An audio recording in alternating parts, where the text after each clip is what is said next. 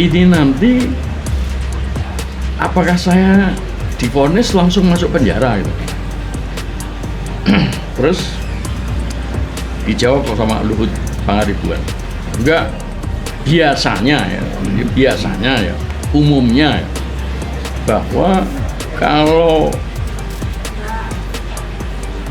tidak ditahan, kalau tidak ditahan tuh biasanya begitu vonis juga nggak ditahan. Nah, kenapa saya nggak ditahan? Karena peristiwanya di Jerman.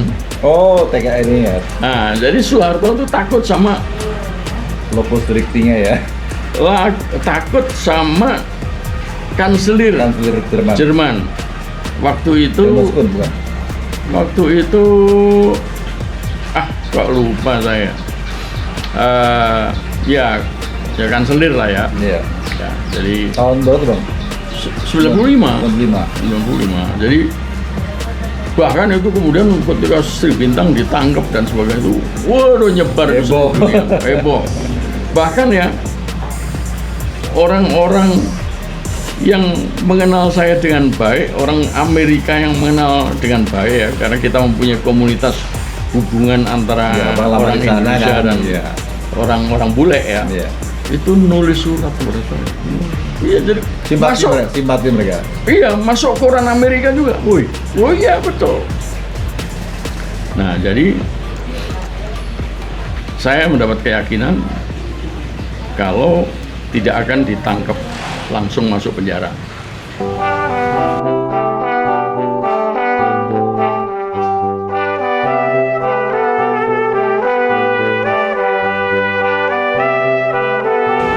Bismillahirrahmanirrahim. Assalamualaikum warahmatullahi wabarakatuh. Waalaikumsalam warahmatullahi wabarakatuh. Kembali kali ini UI Watch tampil di channel yang seru ini. Dan kali ini saya Heru Purwanto mendapatkan tamu istimewa, alumni UI juga, yang terkenal sekali, Bapak Sri Bintang Pamungkas. Masya Allah, luar biasa.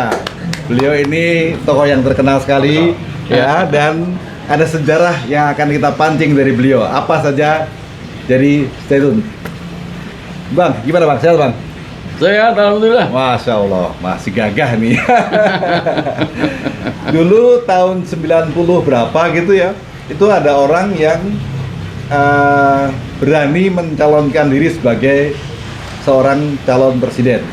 Namanya Sri Bintang Pamungkas. Anda? 96. Oh, 96. Wah, inget kan? Nah, kalau beritahu kenapa Bang? Abang punya ide atau niat seperti itu Bang? Menarik sekali nih. Simak. Sebetulnya waktu itu kita mau mengganggu Soeharto. Wah, berani ya? Iya, membuat Soeharto kebakaran jenggot. Kenapa? Karena untuk kesekian kalinya ya, waktu itu sekitar 6 kali ya. Ya, sudah tahun. Jadi presiden dan calon tunggal. Ya, nah, ini kan melanggar konstitusi. Ya. Dan banyak lagi pelanggaran-pelanggaran yang lain. Termasuk pasal 7 ya. Pasal 7 UUD 45 ya, asli ya. Itu mengatakan bahwa presiden itu dipilih untuk jangka waktu 5 tahun dan setelah itu bisa dipilih kembali. Ya. Tetapi Soeharto mengartikannya bisa dipilih berkali-kali lagi. Nah, jadi sialan nih presiden ini. Iya, terus terang kita memang mau mengganggu dia. Dan kita kebetulan ya, saya ketemu dengan sahabat yang kemudian saya menyesal sekali sampai hari ini. Wah, tidak bisa menemukan yang seperti dia. Maksudnya? Siapa tuh Bang? Di mana pikiran-pikirannya itu persis sama seperti saya. Sama beraninya, sama ingin mengganggu Soeharto, sama ingin menjatuhkan dia. Wow. Loh iya. Kalau waktu itu itu hal yang tabu ya? Iya, kelihatannya waktu itu tabu. Sebab bagaimana 6 kali jadi pencalonan presiden dia itu didiamkan saja, seakan kan silahkan gitu loh. Jadi kebetulan kita ketemu dalam suatu pertemuan yang diselenggarakan oleh tokoh-tokoh petisi 50. Oh, ada Ali Sadikin, ada Bang Ali, ada Hugeng, ada Kemal Idris, ada semua angkatan. ya. Ya, Hugeng kepolisian, Kemal Idris angkatan Tokoh-tokoh semua darat, itu, ya. ini angkatan laut, ya kan, marinir. Jadi itu pas ulang tahunnya Prinsen. Prinsen itu orang Belanda yang ikut berjuang HC Prinsen. Kasih Vincent. Lupa saya kependekannya apa itu. Dan Prinsen itu mendirikan LPHAM, Lembaga Penegakan Hak Asasi Manusia. Dan pas ulang tahun, teman-teman kumpul, saya disuruh menjadi panitia. Oh, waktu itu saya sudah sangat terkenal karena ngelawan Soeharto dengan tulisan-tulisan saya. Antara lain ya, tulisan saya itu ya, saya mengkritik putusan MPR tentang Repelita dan pembangunan 25 tahun. No. Dan itu saya terbitkan lewat koran sampai beberapa seri. Ya, Luar biasa. terus saya bukukan juga itu. Iya, saya bukukan juga. Nah, Alasannya apa Bang Abang mengikuti itu? ini nggak akan terjadi, nggak akan tercapai. Oh, Pikiran nggak mungkin ya. pikiran Repelita itu nggak akan tercapai. Antara lain apa? Yang terutama yang mengusik saya, terutama setelah saya pulang dari Amerika. Saya terusik karena tiba-tiba saya melihat utang Indonesia ini besar sekali. Dan kebetulan disertasi saya itu adalah tentang utang luar negeri. Cocok banget tuh. Iya, dan saya membaca banyak buku tentang utang luar negeri itu, di mana buku-buku terbitan para profesor ahli ekonomi di Amerika itu juga melakukan kritik terhadap utang luar negeri. Bahwa utang luar negeri itu untuk negara berkembang semacam Indonesia, termasuk tentu saja negara-negara yang di dalam kategori miskin, itu nggak akan bisa dilunasi. Oh, Alias ini jebakan utang. nah, Dan benar kan sampai sekarang utang kita kan 10.000 triliun. Jatuh tempo nggak bisa dibayar. nah simak nih, penting. Ya kan? Nah, ya ini karena menteri-menteri luar negeri kita, menteri-menteri keuangan kita, termasuk Sri Mulyani sampai Purbaya, bahkan sebelumnya yang dilakukan oleh Wijaya Niti Sastro, Aliwardana Sumarin dan lain-lain, Amar I Muhammad, nggak berhasil. Meskipun begitu, mereka masih agak lumayan. Rupiah itu dari 1.700 rupiah per dolar sampai 97 itu 2000-an. hanya mencapai 2.250. Ya. Sekarang katakanlah mulai Sri Mulyani ya, katakanlah begitu ya, dari 10.000 menjadi 17.000, 18.000 bahkan. Yes. Ya, ini gila. Jadi kembali kepada soal Soeharto, kita penasaran. Soeharto brengsek. Iya. Nah, di dalam pertemuan itu saya ditunjuk sebagai orang yang mengkoordinir berbagai macam tulisan tentang Republik untuk peringatan ulang tahunnya Prinsen. Prinsen. Di mana itu pertemuan Bang? Nah, ya pada pokoknya ya saya kumpulkan lah berbagai macam tokoh yang bisa menulis tentang prinsip, tentang hubungannya dengan HAM, tentang hubungannya dengan hukum, ya.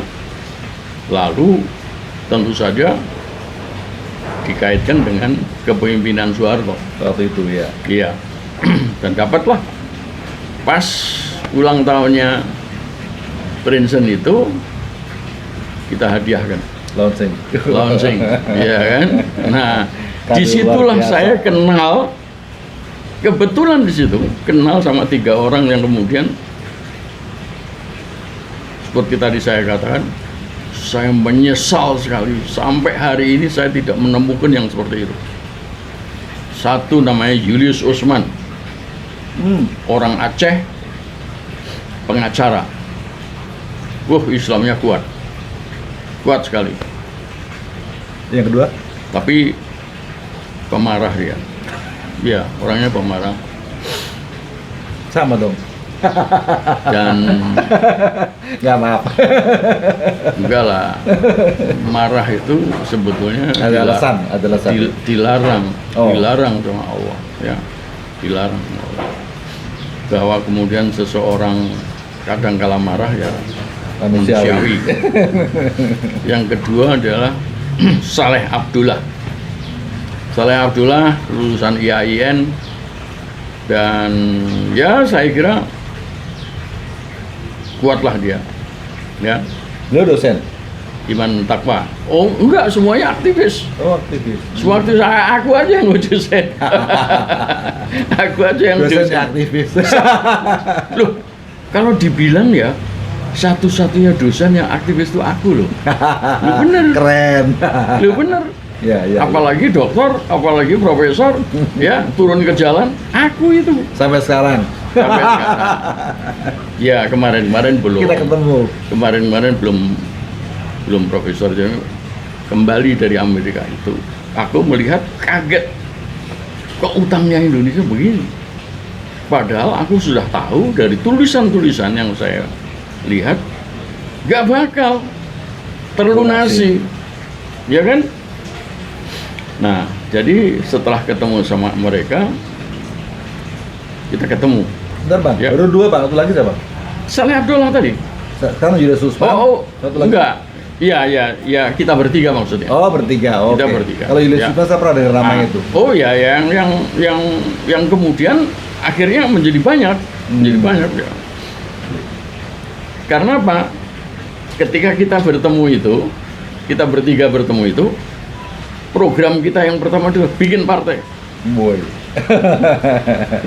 Masa partai cuma 3? Ya, waktu Kita itu. yang keempat. Ya. Ya kan? Waktu itu Golkar P3 sama PDI ya. PNI ya. PDI, ya, sama partaiku Budi, Partai Budi. Uni Demokrasi Uni, Indonesia, ya. ya kan? Sempat itu. Wah, nah, Jadi pendirinya bertiga itu pendirinya ya, pendiri Pupudi itu. iya, tetapi kemudian sudah melebar, banyak orang yang kemudian ikut Ya, masuk. cari alternatif soalnya. Ya. Ada enggak. Karena mereka bertiga kan, kalau ketiga partai kan berarti wah ini harus ada pilihan lagi. Jadi cari Enggak. Artinya mereka bergabung tidak karena pilihan. Oh. Tidak karena memang mau partai sungguhan. Partai mengganggu Soeharto. Karena kita Luar melihat bahwa biasa. partai ini kok 3 gitu. Ya kan? Kita yang keempat. Dan betul ditolak. Soeharto terganggu. Enggak, ya kita sudah ketemu dengan Yusuma Budi Praja, wartawan senior, ya. Dia pernah di Kompas, tapi sebelumnya di Indonesia Raya ya. Korannya Mutar Lubis. ya. Terus Kalau kemudian BMDIA kan Mangadang Napi Tupulu, kemudian banyak lagi. Dengan harapan ya? Ya akhirnya kita kumpul. Ya udah kita bikin partai. Yang kita tahu pada waktu itu partai hanya 3, jadi pasti akan ditolak. Nah, tetapi saya waktu itu cukup hati-hati ya. Jadi di dalam undang-undang kepartean itu saya lihat memang tidak ada yang membatasi Nah, oke. bahwa partai itu hanya 3, ya kan? Wah, jadi aku waktu itu sudah diadili karena kasus Jerman. Ya. Ya, jadi bahkan sudah hampir vonis. Jadi aku tanya kepada para pengacara saya, ya, ada Bang Buyung, Nasution, ada Saleh Assegaf. ya, ada Muhammad Assegaf, ada Luhut Pangaribuan. Oh, bukan Luhut yang ini ya? Beda. Oh bukan. Luhut Pangaribuan. Nah, tapi di luar itu ada Bambang Wijoyanto. Oh iya. Sudah ada. Itu Hendardi. Udah ada. Ya, Pokoknya kelompok LBH lah. Nah, ketika mau vonis itu, kita sudah siapkan tuh manifesto politiknya partai itu. Nah, aku tanya, ini nanti apakah saya divonis langsung masuk penjara gitu? Terus dijawab sama Luhut Pangaribuan, enggak, biasanya ya, umumnya ya, bahwa kalau tidak ditahan, kalau tidak ditahan tuh biasanya begitu vonis juga nggak ditahan. Nah, kenapa saya nggak ditahan? Karena peristiwanya di Jerman. Oh, TKI ini ya. Nah, jadi Soeharto tuh takut sama Lopus Delictinya ya. takut sama kanselir Jerman. Waktu itu Helmut Kohl, bukan? Waktu itu kok lupa saya. Ya kanselir lah ya. Iya. Ya, jadi Tahun berapa, Bang? 95. Jadi bahkan itu kemudian ketika Sri Bintang ditangkap dan sebagainya itu, waduh, nyebar heboh. Bahkan ya orang-orang yang mengenal saya dengan baik, orang Amerika yang mengenal dengan baik ya, karena kita mempunyai komunitas hubungan antara orang Indonesia dan orang-orang bule ya. Itu nulis surat kepada saya. Iya, jadi simpati mereka. Iya, masuk koran Amerika juga. Wih. Oh iya, betul. Nah, jadi saya mendapat keyakinan kalau tidak akan ditangkap langsung masuk penjara. Soalnya manifesto politik kita belum selesai. Bahkan saya mengatakan kepada Luhut ya, kepada para lawyer saya itu, kalau nanti sampai aku masuk penjara, ini manifesto politik yang belum selesai ini akan saya umumkan di pengadilan, meskipun belum selesai. Ya, saya bacakan bagian depannya aja lah. Gitu. Tapi ternyata alhamdulillah nggak ditahan. Jadi itu tanggal 7 Mei 96. Nah, terus ya setelah aku divonis 2 tahun 10 bulan ya, aku mengajukan banding, kami ya sampai sama lawyer mengajukan banding, mengajukan kasasi, sampailah pada 5 Mei 97, setahun kemudian kasasiku ditolak. Berarti aku harus masuk. Ya. Nah, tetapi sebelum itu manifestonya sudah jadi. Pudi sudah jadi deklarasi. Manifesto politiknya udah jadi kita umumkan di LBH. Di LBH itu tanggal 29 Mei kalau salah ya, 96. Lalu diikuti sama yang lain-lain. Diikuti oleh Sabam Sirait itu bikin, waktu itu dia masih Partai Kristen Indonesia. Ya, Partai Kristen Indonesia. Lalu PRD ya bikin partai, dulu Perhimpunan Rakyat Demokratik, sekarang menjadi partai. Ya, Masyumi baru. Ya. Iya, Partai Nasional Demokrat dari Edwin Sukamati. Wah, macam-macam. Saya ingatannya masih tajam nih. Betul. Yang namanya Soeharto kebaran jenggot betul, sebagaimana Saya harapkan, kita harapkan. Iya. Targetnya berhasil. Lalu goyahlah itu yang namanya perpolitikan di Indonesia ini. Ya. Ya. Tetapi kemudian tiba-tiba tampil Menteri Hukum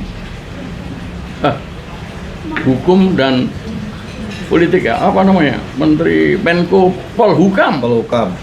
Susilo, kok Susilo? Siapa ya? Susilo Lupa Sudarman saya. bukan? Hah? Susilo Sudarman. Susilo Sudarman, betul. Aku ingat Susilonya saja. Susilo Sudarman. Dia mengatakan memang betul bahwa partai itu tidak dilarang untuk muncul tampil ya. Tetapi mereka dilarang untuk pemilu. Aturannya nggak ada berarti? Ya, aturannya memang begitu. Jadi undang-undang partai politik memang mengatakan hanya 3 yang boleh. Tetapi undang-undang kepartean tidak membatasi 3. Wah, jadi kita lega. Nah, disitulah kita kumpul lagi. Yuk, kita ngapain lagi? Gitu. Yuk, kita ngapain lagi? Nah, ini masih belum kasasi ya, masih apa? Masih nunggu banding. Ya, nunggu banding ya. Ditangkap lagi. Oh enggak, sebelum itu bikin itu tadi calon presiden. Oh, maju. Iya. Iya. Karena apa? Karena pencalonan selama ini calon tunggal loh. Aku nggak mau, kita nggak mau kan calon tunggal. Apaan calon tunggal? Soeharto terus emangnya seneng dapat Soeharto.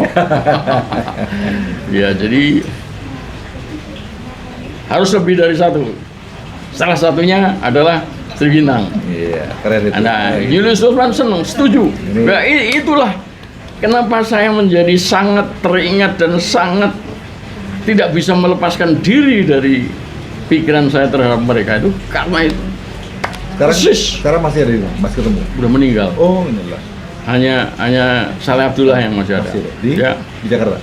Nggak tahu dia hilang, Pak Saleh Abdullah, mohon kontak lagi nih kalau Bapak masih atau ada keluarga yang jadi akhirnya menyimak agenda kita bikin pencalonan presiden. Kita nyewa yang namanya Petroleum Club. Iya, di situ Patung Tani, dekat Patung Tani itu, ya kan?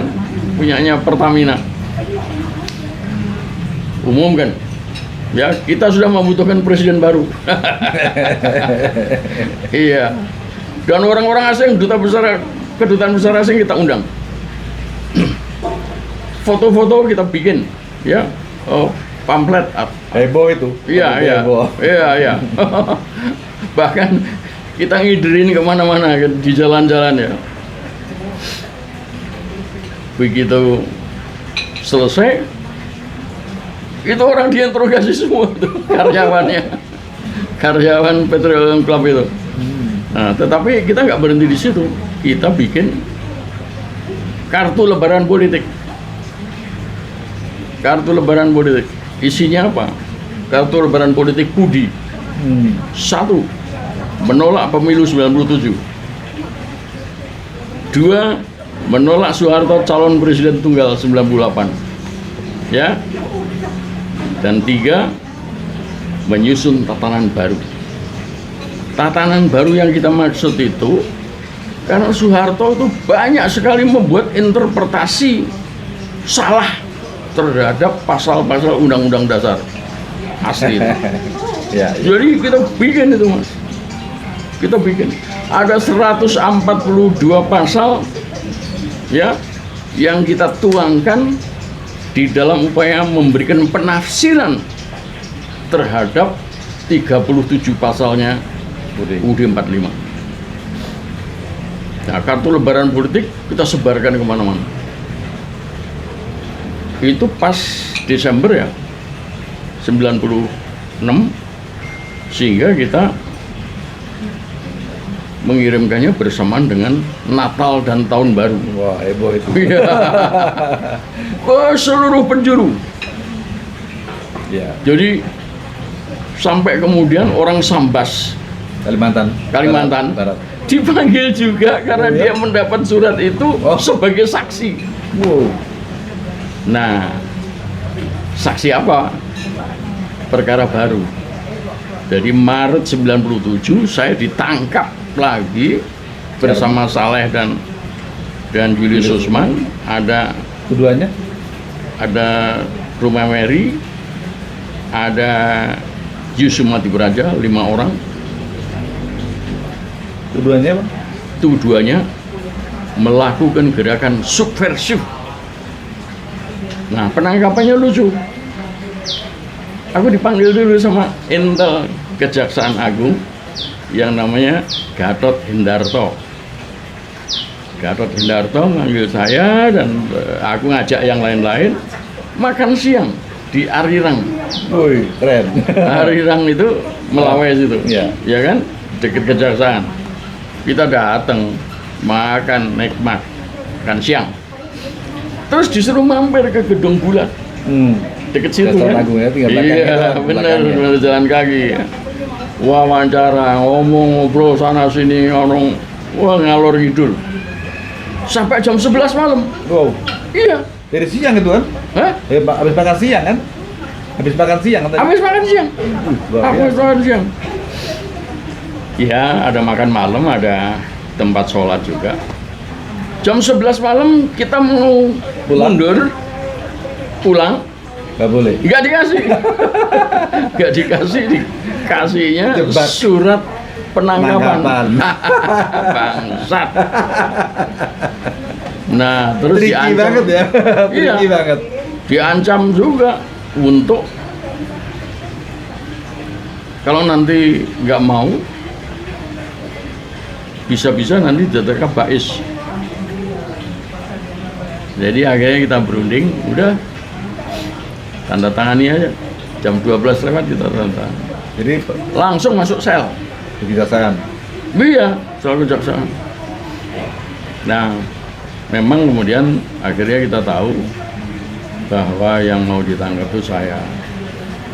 Jadi saya mengajukan pra peradilan ditangani oleh Bambang Wijoyanto, ditolak. Sedang 2 orang ini, Julius Usman sama Saleh Abdullah, pra peradilannya dilakukan oleh Hendardi lewat PBHI, Ya. Diterima. Jadi aku sendiri 2 bulan. Nah, mereka kena 1 bulan, aku 2 bulan.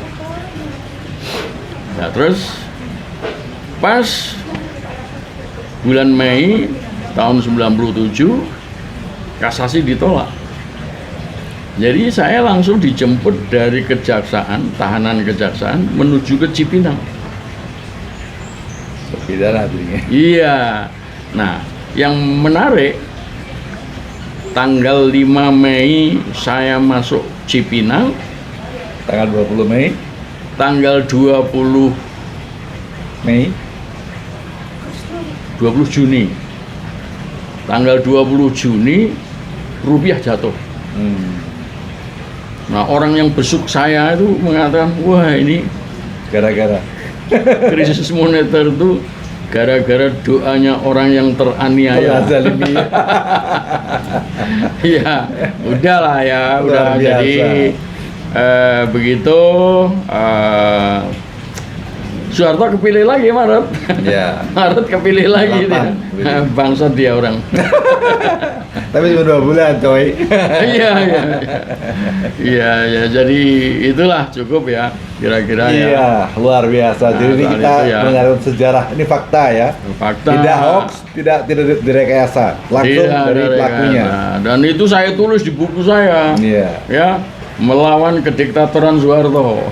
Dan di Jawan Podcast ini adalah pertama kali Bang ya, belum pernah cerita kan? Sedikit-sedikit ada. Tapi yang sedikit-sedikit ada. sedetail ini kan yang belum yang ada. lengkap seperti ini. Tepuk tangan Baru sama sekali. Tui Bos. Kita nanti masih akan ngobrol kapan-kapan dengan beliau. Tadi beliau nyinggung masalah hutang. Beliau ini ahli, sudah menganalisa bahwa sebenarnya hutang luar negeri itu nggak perlu karena negara yang hutang tidak akan bisa melunasi dan itu terbukti. Dan nanti kapan-kapan kami akan tanya beliau bagaimana pendapat beliau terkait dengan hutang negara kita yang sekarang sudah ribuan triliun. Nah, Yang pertama. termasuk ketika Perry Wardio mundur. Mundur dari PI. Ini sejarah juga. Iya, Satu. iya. Ini aja langsung. Yang kedua, Enggak. yang kedua enggak. nanti kami juga akan ngobrol terkait dengan masalah adanya tokoh yang berani maju. Tapi sekarang ini, zaman sekarang ini kok katanya zaman reformasi, tapi kok nggak seperti itu. Nanti kenapa sebabnya? Biar nanti dia menjawab. Sekarang dulu kita akan akhiri. Terima kasih atas perhatiannya dan sekali lagi Bang Sri Bintang Pamungkas, terima kasih banyak. Jadwalnya dibikin lagi ya. Siap, Oke. siap. Wah, mantap ini. Assalamualaikum warahmatullahi wabarakatuh. Kita Waalaikumsalam warahmatullahi Wiwas wabarakatuh. telah mengedepankan slogan kami.